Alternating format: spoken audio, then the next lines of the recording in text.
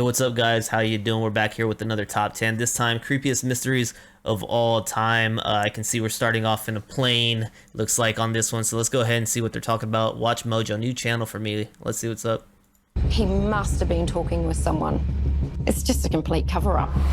Welcome to Watch Mojo, and today we're counting down our picks for the top 10 creepiest mysteries of all time. Do you know how long she's been gone? No, I don't. Please, we just got out and she's right here. For this list, we'll be looking at spooky mysteries that have taken over our minds. What mystery keeps you awake at night? Be sure to share all the details in the comments below. Number 10. Big Void in the Great Pyramid of Giza. At more than 4,500 years old, the Great Pyramid of Giza is full of wonder and plenty of mystery. In 2017, using particle physics, researchers investigated the pyramid and uncovered a previously unknown void within the enormous structure. The large void measures at least 98 feet long and 20 feet high, and is located right above the Grand Gallery of the... All right, I'll have to see if they go into more detail on this. So they found a void in a pyramid, 4,000-year-old pyramid, that they didn't previously know it was there, or that it was there. Pyramid. There are several theories about the purpose of the void, ranging from mundane to fantastical, but its use and contents, if any, are currently unknown. Secret compartment should be hidden somewhere inside here. Researchers are currently working on new ways to investigate the void and reveal its secrets. Number 9. Okay, I feel like that was very vague. That was super vague. So there's a void in the pyramid. We don't know anything about it. Some of the theories ranging from mundane to fantastical. They didn't give any shots of the void, show what was there. I don't know. So it's pretty a lot left to the imagination on that one. Not a good start. Not a good start with number 10 there. Okay, let's see what's up. This is a Tamam Shud case. Tamam Shud case. John and Jane Doe cases are unfortunately more prevalent than they should be, but this is the ultimate case of an unknown victim. On December 1st, 1948, the body of a man was discovered on Somerton Park Beach near Adelaide, South Australia. A thorough search of the man revealed a piece of paper sewn into his pocket which simply said Tamam Shud, a phrase that translates to ended. All the labels had been removed from the man's clothing, he didn't have any form of identification, and his dental records did not produce any known matches. The Somerton man's not just a curiosity or a mystery to be solved, it's somebody's father, son, perhaps grandfather, uncle. Yeah, so this one I did hear something about. The guy was found on the beach, I think kind of dressed neatly with I want to say he had like a suit on. There was either a briefcase with him or in his car. They found out where his car was, searched it. It was a really bizarre case. Almost felt like maybe an assassination, intended assassination on the guy. It was really strange, but yeah, I don't think they ever identified him or who killed him. The coroner suspected that the man had been the victim of poisoning, but could not come to a definite conclusion. Both the man's identity and cause of death remain unknown. Number 8. Salish. I feel like I gave you a little bbit more information than than the video did. Okay, Salish Sea Fleet. Sea feet. Since 2007, human feet have been washing up along the Salish Sea coast in British Columbia, Canada, and Washington, United States. A human foot has once again been discovered. Among the 21 extremities that have washed up on the shores of the Salish Sea, the majority have been matched to missing persons. Bruh, so 21 extremities. He didn't say 21 feet, but if he's talking about feet alone, that is a lot of feet to just be rolling up on a beach, man. 20, let's imagine if that's 21 feet just washing ashore at the same spot, dude. Yeah, I think we got a calling card for like a serial killer here. Have been matched to missing persons, several of whom perished in accidents. This is where it was floating just before the bridge right up here. In 2017, the British Columbia Coroner's Service said they believed that foul play was not tied to the discoveries of the feet. Really? Because of the way the human body breaks down and how sea scavengers feed, extremities are often separated from the rest of the body. Okay, Most good of the to feet know. have been found inside sneakers, which might explain how they remained buoyant and relatively preserved. However, why so many feet have washed up in this particular area remains a mystery. Well, there you go, guys. If you're chilling by a beach, you find a floating foot, you can feel pretty safe knowing it probably wasn't a murder, but get that foot checked anyway. Let's find out. Let's solve the case. But it looks like most times it is just the way of nature, man. It either comes apart that way, or if, like they said, creatures are feeding maybe around the ankles, whatever, and it breaks loose. So floating foot, not necessarily a calling card of a serial killer. Number 7. The Sauter Children. On the night of Christmas Eve, 1945, the lives of George and Jenny Sauter changed forever. Jenny awoke to the smell of smoke and realized that her husband's office was on fire. George and Jenny, along with 4 of their 9 children in the house, escaped. They attempted to yell and reach the children who And were the other upstairs, 5? but they were unsuccessful. The house was destroyed by the blaze. Firefighters searched through the ashes, but they couldn't find any signs of the 5 missing children, not even bones. Despite the ruling that the fire was due to an electrical issue, the family believed it was arson and the children were kidnapped.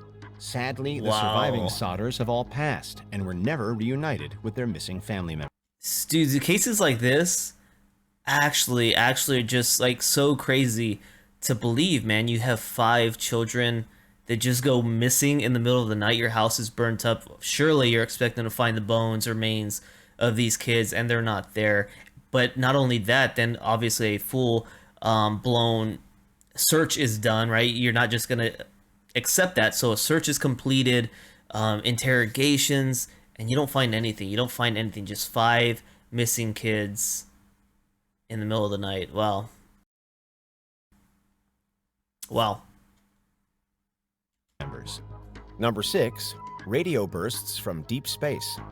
The universe is more massive than we can imagine, and it is full of mysteries we cannot yet unravel. In 2007, scientists discovered fast radio bursts, or FRBs, coming from deep space. As their name suggests, these bursts are quick but can be repetitive. Although some of the FRBs have been traced back to distant galaxies some billions of light years away, scientists do not know what causes the emissions to occur. Using advanced telescopes, astronomers have identified 2 objects that continually release radio wave bursts. Maybe it's going to make us rethink things, and also, of course, teach us about where we came from, where the universe started. One of the objects can go months between bursts, but the other object has emitted them since its discovery in 2019. Scientists are working to understand the radio bursts and what causes them in the first place. Well, I ain't got nothing to add to that one. That's above my pay grade right there. Okay, all right, some deep science space stuff. Number 5. Black Dahlia. Yeah, I saw this on one of my other videos. Black Dahlia. Just found out in the open, man. I gotta check out this movie. Los Angeles is known as the City of Angels, but it's also the home of quite a few demons. Oh, this chick just fully ran away from her baby. Did you see that? She discovered the dead body. Here's her baby. Yo, she just booked it. Good luck, kid. You're on your own. Los Angeles is known as the City of Angels, but it's also the home of quite a few demons. On January 15th, 1947, Betty Bersinger and her toddler daughter discovered what they initially thought was a mannequin, only to realize it was actually the body of a young woman. Dubbed the Black Dahlia by the press, the bloodless and mutilated body was identified as that of Elizabeth Short. The gruesome nature of the crime led to a media frenzy and several false confessions. With publicity, you get confessions. With confessions, you get crazies, liars, and false leads. So, we keep some things quiet. But the case ultimately went cold and remains unsolved. They actually do that. They try to keep some things quiet. They don't release it to the media. That way, they can identify who has that information that only the police department would have.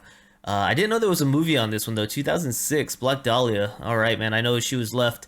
Oh, I think they call it like a Gaslow smile, man. They cut her like the Joker, you know. Number 4.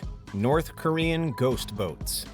Since 2011, hundreds of boats, either unmanned or containing the remains of their crews, have washed up on the shores of Japan. その時着ていた服とかかなりのやっぱり匂いもあったようですし。 While there are a few theories about the origins of these boats, they likely came from North Korea. Although some believe the boats belong to defectors, they almost certainly belong to North Korean fishermen. 漂着船が増え始めたのは一昨年の11月からです。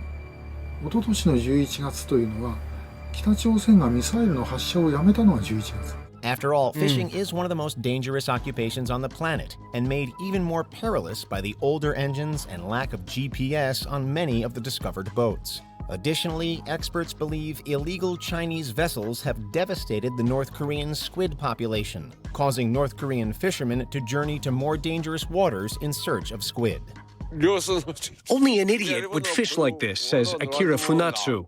The North Korean government must be forcing them. Number 3.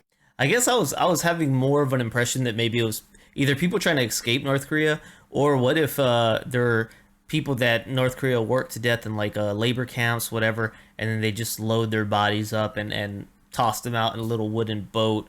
Either, hey, you sink to the bottom, or your bodies are picked up by somebody else. You ain't gonna be buried here. Just a theory. I mean, I could see that happening. Forcing them.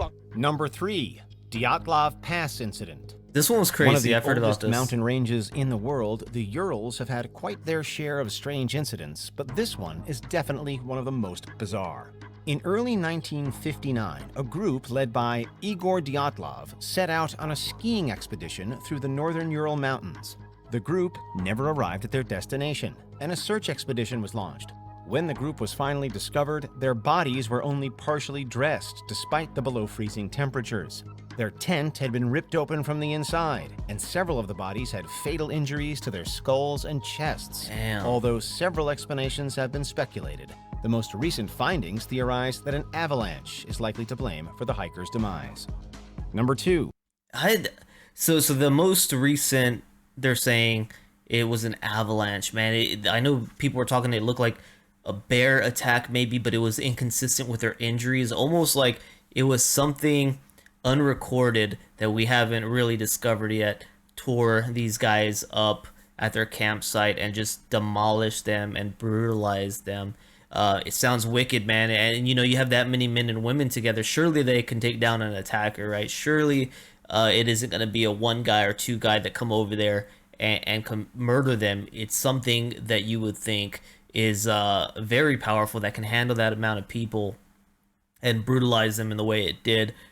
It's hard to imagine that those injuries came from an avalanche. So I'd like to see the theory on that, if there's any information out there on how that potentially caused that much catastrophe on this campsite and to the people. JonBenet Ramsey. This is one of the most horrifying mysteries on this list. On December 26, 1996, Patsy Ramsey called to report she found a ransom note in her Boulder, Colorado home, demanding $118,000 in exchange for the safe return of her daughter, JonBenet. A ransom note says, I have your child, I want $1 million, I'll call you later. This is 2.5 pages long. Police arrived at the Ramsey home and conducted a search, but they did not find evidence of forced entry. Later that day, John Ramsey discovered JonBenet's body in the home's basement. He grabs a blanket, which is full of who knows what kind of contaminants, and throws it over the body. Right then and there, the police investigation was tainted. The girl had been strangled, but investigations were unable to determine who committed the heinous crime.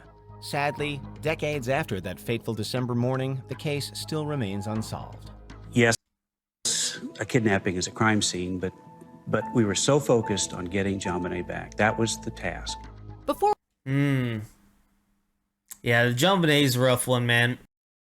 I know there's been theories that her parents did it, that her brother did it. I think it's the most recent one that caught fire.